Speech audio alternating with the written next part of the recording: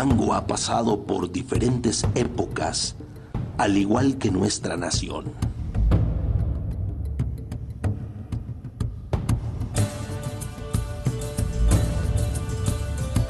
La época prehispánica, la ocupación y la invasión española, la expansión colonial, con todo lo que implicó, el mestizaje, la conquista espiritual y la exterminación indígena.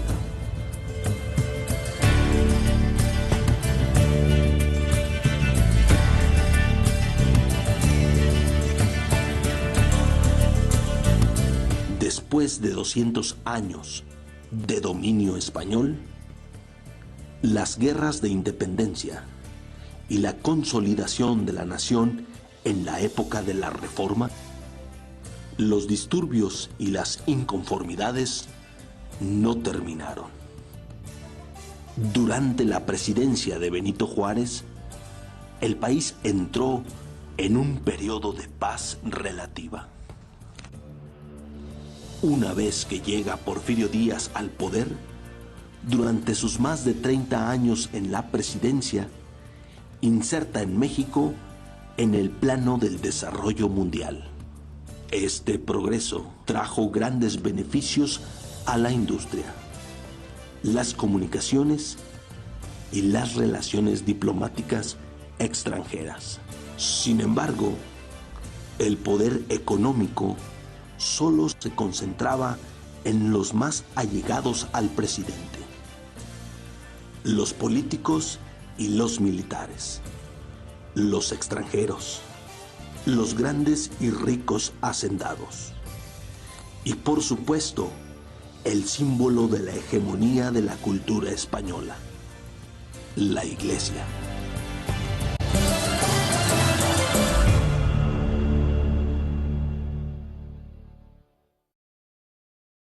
Ese era de los Guzas. Y de los Guzas eran terratenientes. Tenían bastantes tierras y mucha relación con el clero. Mucha relación. Entonces, ellos eran de la clase dominante, de la clase gobernante, económicamente fuertes, con tierras aquí y en Coahuila, los Guzas. Estos poderes tenían en el abandono y en el atraso a las clases indígenas, los campesinos, los trabajadores y jornaleros. Todos ellos en la ignorancia y con muy pocas oportunidades de una vida digna.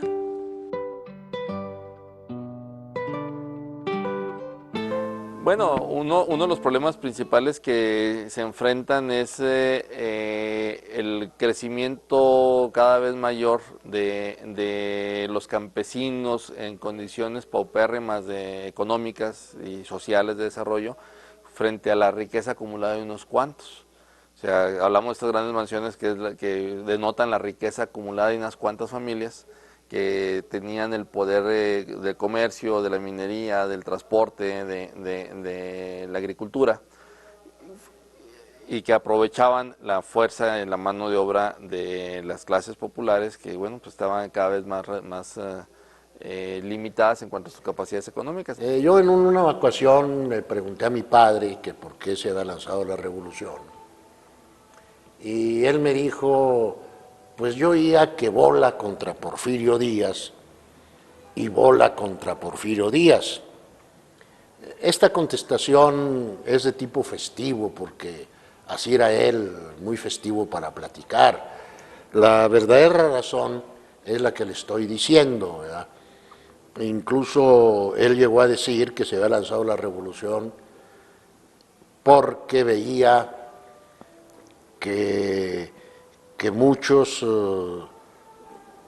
tenían muy poco, que pocos tenían mucho y que habían muchos que no tenían nada. Estados Unidos se empieza a apoderar de las minas, casi todas las minas son de ellos. Había una fiebre por las minas, de venta y compra y venta, contratos aquí, contratos allá. Había una fiebre por el oro. Llega el ferrocarril, y con el ferrocarril pues llegan mercancías nuevas para los mexicanos, y se apoderan de 2 millones de hectáreas de aquí de la sierra. 2 millones de hectáreas. Tenemos de aquí en Durango, que era generalmente tierra maderable, tierra donde se podía producir,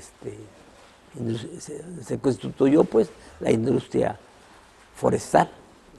Entonces, eso produjo cierto descontento en estos mestizos. Y bueno, es el elemento detonador para que se dé un levantamiento social que busque la reivindicación de las clases más desprotegidas, que finalmente es en lo que se tradujo la revolución a partir de 1913, una reivindicación de las clases sociales desprotegidas.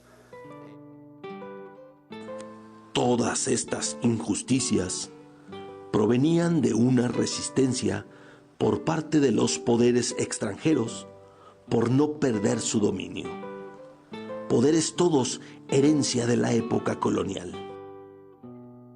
En Durango, en las áreas de Cuencamé, San Pedro y Santiago Oquila, vivían campesinos en algunas tierras áridas. La mala calidad de sus tierras les daba la seguridad de que no iban a despertar la codicia de los poderosos, sin sospechar que algún día sería descubierta la riqueza olífera del guayule, planta que abunda en estas tierras. Aquí se empezó a descubrir el guayule, que es una planta natural, que se da aquí en los llanos, y que con eso se producía hule, que ya empezó a usarse en el automóvil. Muy pronto vecinos en el poder pelearon las tierras con argumentos ilegales. Y muy pronto los federales arrojaron cruelmente a los vecinos de sus tierras, sus casas incendiadas y los enfermos hacinados en carros. El segundo regimiento de los federales se tuvo que acuartelar en Cuencamé debido a estos hechos.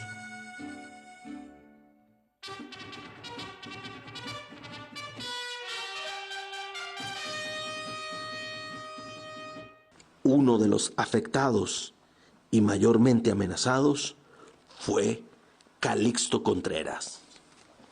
Y además Calixto Contreras tenía antecedente, aparte de tener ese sentido social de luchar por la tierra, tenía la cuestión de que pertenecía a los... recibía correspondencia de los Flores Magón.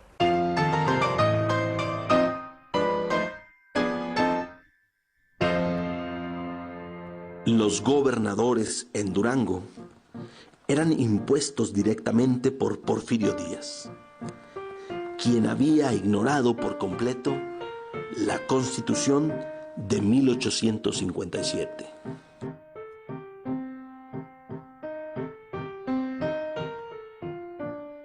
Porfirio Díaz, ya de avanzada edad, declaró a la prensa internacional que se retiraría de la vida política y que vería con agrado la formación de partidos con elecciones completamente libres. Aunque después el dictador se arrepentiría de sus dichos, era irreversible las consecuencias de sus palabras.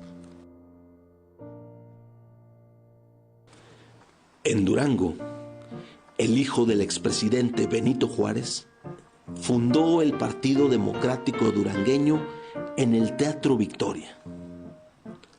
Más tarde, en otra reunión más acalorada, Francisco I. Madero fundó el Partido antirreeleccionista. Muy pronto, Madero desconoce a Porfirio Díaz como presidente de la nación y fija el 20 de noviembre para levantarse en armas.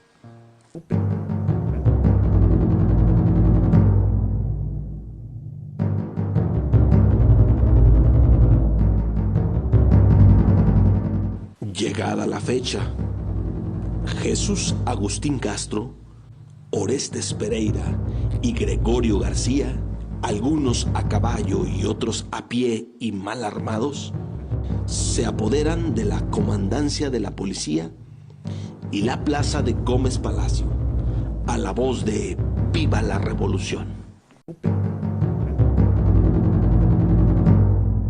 Y en Durango el levantamiento armado, pues si bien es cierto, inició el 20 de noviembre de 1910 en Gómez Palacio. Jesús Agustín Castro empieza el levantamiento allí. Agustín Castro es un tipo muy interesante, siento que usted lo ha valorado debidamente.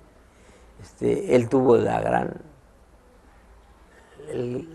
decisión, la gran determinación de levantarse en armas. Casi simultáneamente, en Cuencamé se levantaron Calixto Contreras y Severino Ceniceros e incendiaron grandes haciendas. Aquí en Durango, pues, surgen figuras como los Arrieta, surgen figuras, Calixto Contreras, que era un figurón. En la sierra de Durango, los hermanos Arrieta levantaron mineros, campesinos y muy pronto se apoderaron del mineral de Topia y Santiago Papasquiaro. El bautizo de fuego fue en San Juan de Camarones. Allí andaban unos ingenieros que trabajaban en las compañías deslindadoras. Las compañías deslindadoras eran las que bajo el porfirismo despojaban a los pueblos, ¿verdad? Porque llegaban exigiendo títulos primordiales, o sea, desde tiempos de la colonia, y si los pueblos no exhibían esos títulos, les arrebataban las tierras y se las vendían a los hacendados, ¿verdad? Entonces, ahí andaban unos ingenieros y eligieron a mi padre, que traían buenas armas, y armas era precisamente lo que necesitaban mi padre y mis tíos.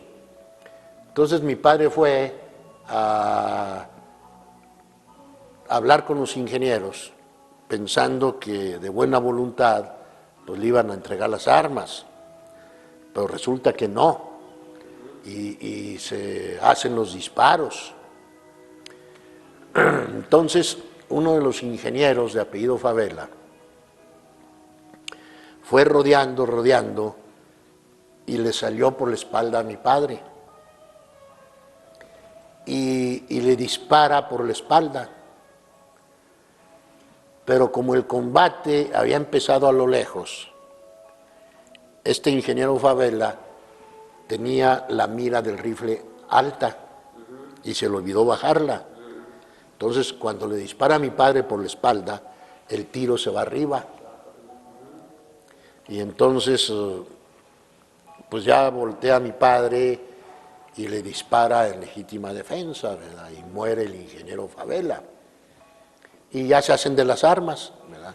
Ese fue, yo creo que el bautizo de fuego de mi padre y de mis tíos. Ramón Iturbide y Conrado Antuna en la región de Tamazula y Sinaloa, Matías Pazuengo en San Dimas, Tomás Urbina en Indé, Martín Triana en San Juan de Guadalupe y Luis Moya cercas de Zacatecas. Muy pronto, todo el estado de Durango y la capital ya estaban sitiados. Y de ahí para el Real. Surge aquí, surge acá, por todos lados. Por todos lados empezó a surgir gente levantada a cenar. Hay una crónica de una norteamericana que vivía en Lansas y que vio pasar el ejército que iba de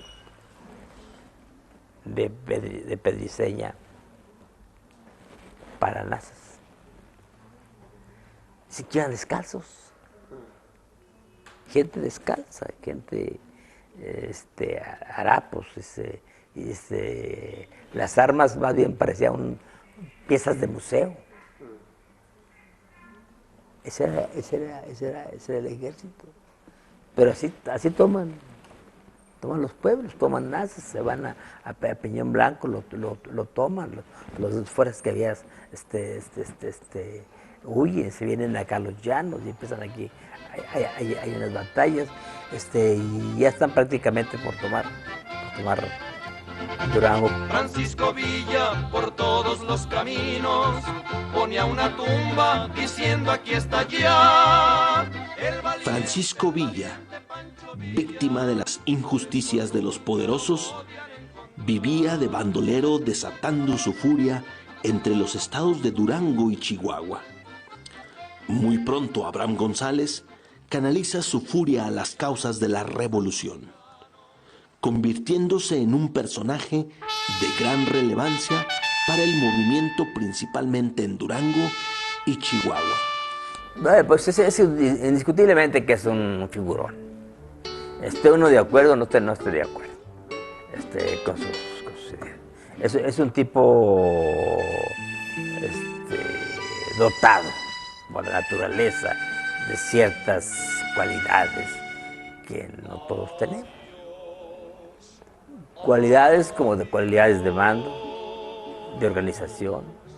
Huye a Parral, donde se logra establecer en Parral, donde conoce a Abraham González. Al conocer a Abraham González se interioriza en la lucha de Madero por la democracia. No por el quítate tú para ponerme yo, que fue lo que hizo Madero, sino por la democracia, ¿no? Sino por la necesidad de tener una posibilidad de una elección realmente democrática. El asesinato de Abraham González lo motiva a él a levantarse en armas, y se levanta en armas para combatir el régimen contra Madero, y después el régimen cuando muere Madero, el régimen contra Victoriano Huerta, que lo hace responsable de la muerte de Madero.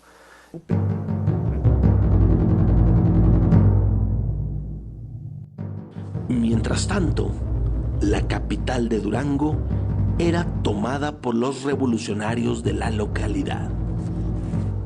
Los revolucionarios que estaban sitiando aquí, pues levantan el sitio y se van a Canatlán, y ahí se establecen. Los orozquistas se sienten obligados a ir a Canatlán a exterminarlos, porque aquí los hacendados los recibieron muy bien, con banquetes y todo eso, y bailes. Entonces llega un momento en que se sienten obligados a salir a Canatlán y exterminar a los revolucionarios, y se van a Canatlán.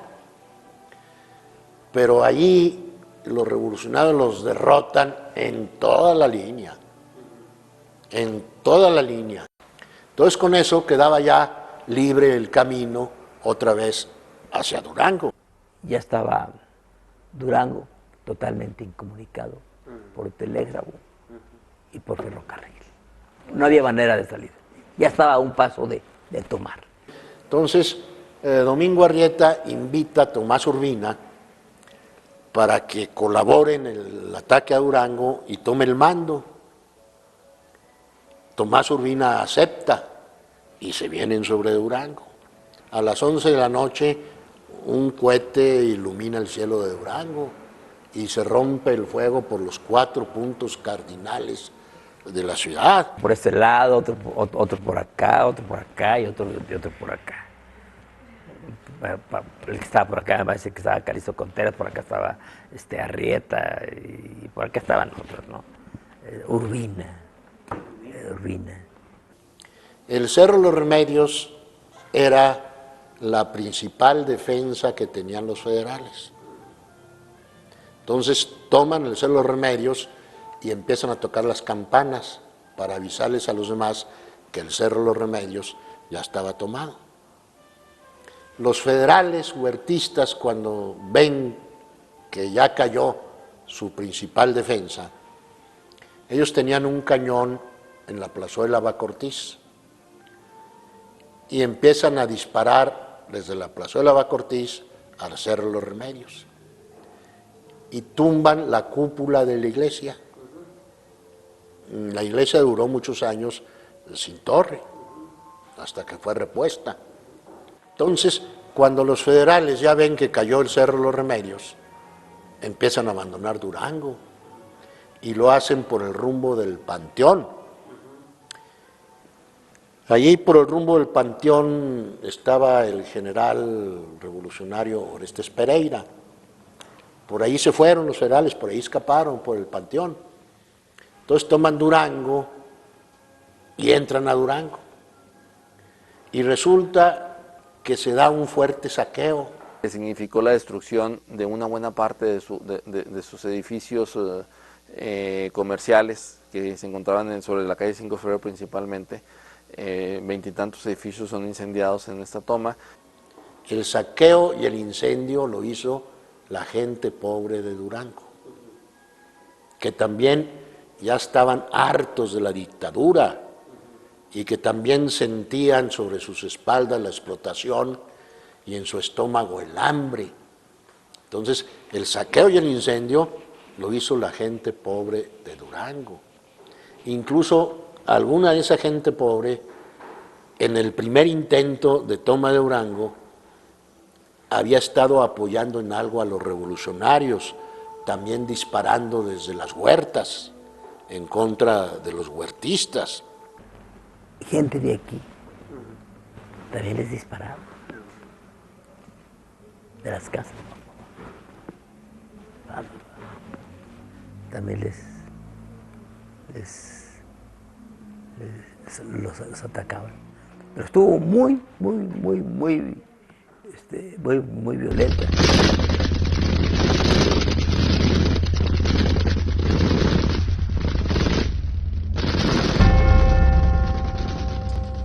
Aunque uno de los propósitos era derrocar al dictador Díaz, el cual se logró desterrándolo a Francia, además de expulsar los intereses económicos extranjeros, la revolución estuvo infestada de deslealtades y traiciones, una vez que la revolución misma dominaba poco a poco el país.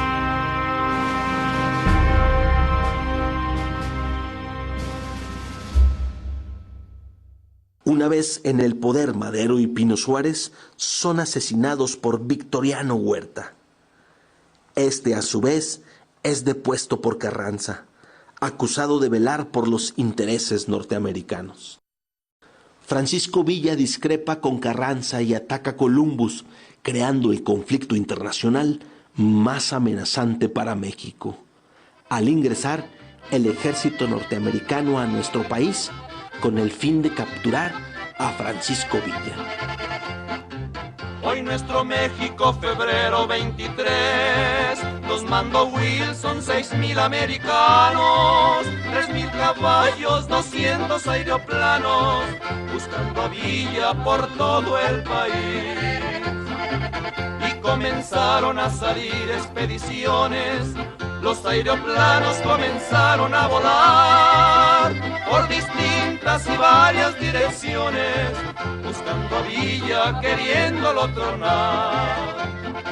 Villa peleaba contra Álvaro Obregón, contra Carranza y contra los norteamericanos. La revolución se había transformado en una guerra de facciones.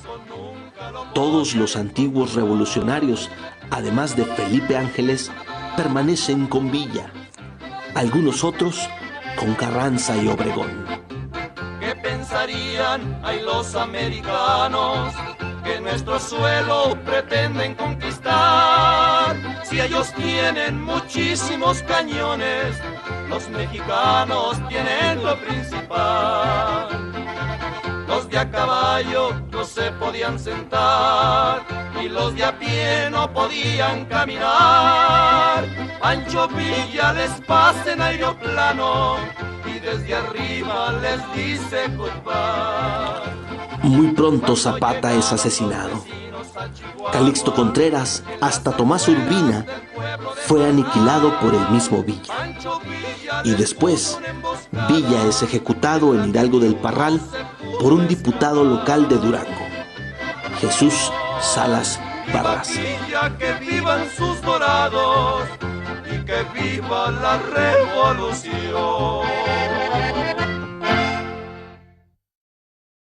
Después de la devastación de la revolución, Durango quedó en ruinas. ¿Qué es lo que pasa? Que las familias que habían logrado sobrellevar la revolución, las familias económicamente poderosas que habían logrado sobrellevar la revolución, al momento de la toma de la ciudad de Durango, se van de Durango y se llevan sus capitales. Si a eso le agregamos la destrucción de la red ferroviaria que se desarrolla y la pérdida de los capitales que se tienen en Durango, en las diferentes poblaciones de Durango, entonces al término de la revolución, pues Durango se encuentra devastado económicamente hablando y con dificultades muy graves para poderse recuperar porque tiene destruidas sus vías de comunicación. Destruyeron haciendas, fábricas, la gente tuvo que irse. Los riquillos, Piero López Negrete, porque López Negrete se habían ofendido tanto a Villa como a Contreras. Ya no volvieron, ni han vuelto. Se fueron. Casi todos los ricos se fueron a México. Y el que no se fue se mató, lo mataban. Entonces, había muchas casas vacías, se vendían, veo uno en el periódico suplicando al gobierno, suplicando que no les cobre impuestos, suplicando que, o sea, totalmente casi pidiendo perdón, lo subiría, suplicando que los dejen ocupar sus casas, porque ya hasta el seminario ahí le hicieron cuartel, que está aquí, y bueno, el arzobispado también lo ocuparon. Entonces, se apoderaron todas las casas de los ricos, se apoderaron los revolucionarios. Y los riquillos se fueron, las fábricas fueron destruidas, las haciendas también, las casas, por ejemplo, la hacienda de Sombretillo, la demolieron los de Cuencamé. Piedra sobre piedra la tumbaron. Había un odio de clase. Entonces todavía entre 1917 tenemos un levantamiento en el 2021 contra la rebelión de Agua Prieta, contra el plan de Agua Prieta que lo encabeza Domingo Arrieta, y luego tenemos el movimiento cristero del 27 al 29 y luego el resurgimiento en el 31 hasta el 40 prácticamente. Entonces no es un proceso fácil. Lo mencionaba, estaba devastadas las comunicaciones del Estado, estaban dañada la infraestructura comercial del Estado, la infraestructura industrial del Estado. Y aquí es importante el trabajo de los gobiernos socialistas de los años 30 a partir.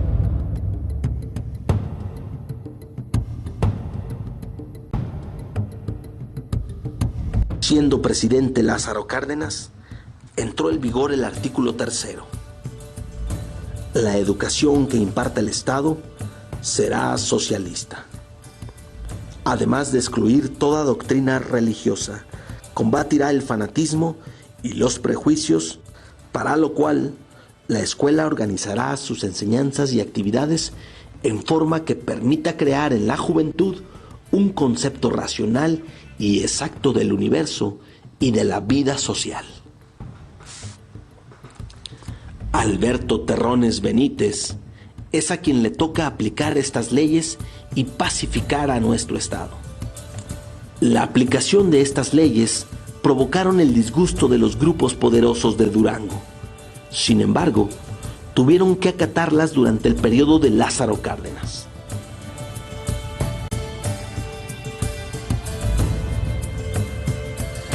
Fue solo hasta entonces que en Durango se respiraba un ambiente de progreso, transformación y desarrollo.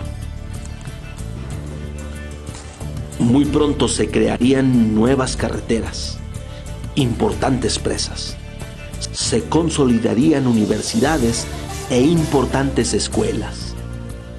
El arte y la cultura se consolidarían. La agricultura y la industria pronto repuntarían. Pareciera que el país y Durango entraban en una nueva etapa de desarrollo. Pero muy pronto nos daríamos cuenta que esta entrada sería muy lenta, tal vez demasiado lenta.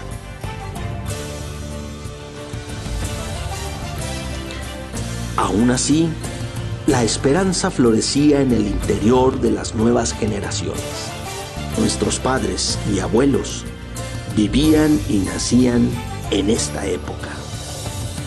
La historia nos alcanza y nos hace parte de ella.